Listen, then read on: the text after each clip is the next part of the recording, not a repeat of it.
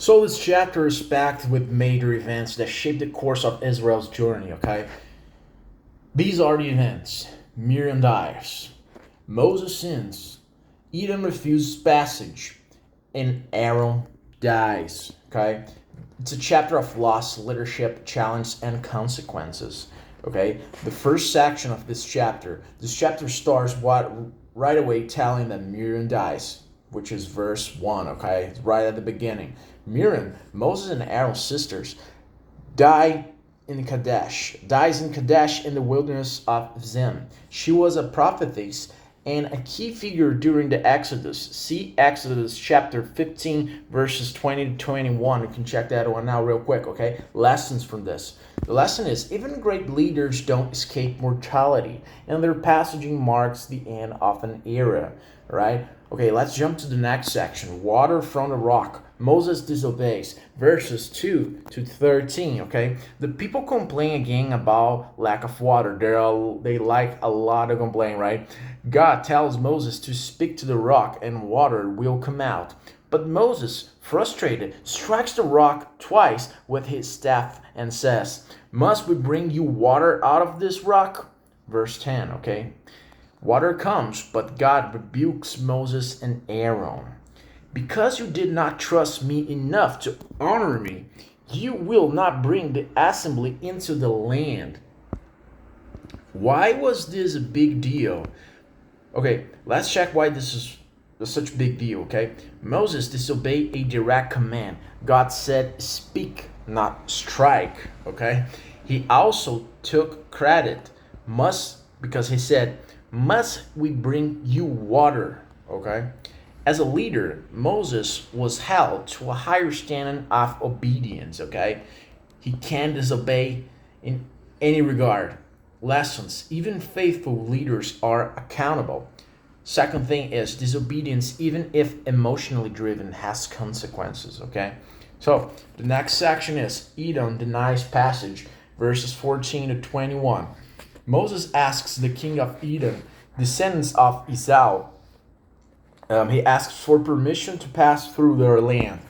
But Edom refuses and even comes out with a show of force. Israel turns away, respecting Edom's decision. Lessons from this: not all opposition is meant to be fought. And sometimes God's people must take a longer route to avoid unnecessary conflict, okay? So, the next section of this, very emotional, is Aaron dies on Mount Hor, verses 22 to 29. God tells Moses, Aaron will be gathered to his people because of the rebellion at the waters of Meribah. Moses, Aaron, and Aaron's sons Eleazar go up Mount Hor, okay? Moses removes Aaron's priestly garments and puts them on Eleazar, his son. And Aaron dies there, and the people mourn for 30 days, right? Lessons. Leadership is passed on, but sin still has consequences. Aaron's death was symbolic and public, reminding Israel of God's holiness, okay? So let's check the themes and lessons from this beautiful chapter, Numbers 20, okay? First things first, God's standards for leaders are high. God's standards for leaders are high.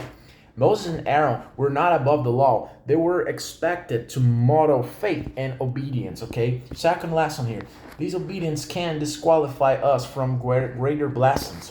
Though forgiven, Moses and Aaron were barred from entering the promised land. Third, emotions not exclude disobedience. Moses was understandably frustrated, but he misinterpreted God's character in anger, okay? Fourth, leadership transitions matter. Aaron's priestly garments are passed to Eleazar. I don't know how to spell this name. Okay, let me check here real quick. How to spell this name? I'm not sure if I'm doing correctly. Sorry for that. Eleazar. Okay, his son Eleazar. Let me read it again, the fourth lesson. Leadership transitions matter. Aaron's priestly garments are passed to Eleazar, showing God's work continues even when leaders change, okay? So the conclusion from this is Numbers 20 is a sobering reminder that leadership comes with weight, accountability, and responsibility. Even Moses and Aaron, heroes of the faith, faced consequences for dishonoring God's instruction. Yet, God remained faithful to his people, providing water, guidance, and new leadership. It's a chapter of grief, grace, and a call to trust and obey completely, right? So, there's an interesting thing here in this chapter, which is drop a comment, hit the like button, and subscribe. Yeah, hit the like button, drop a comment, and don't forget to subscribe. And I see you in the next one.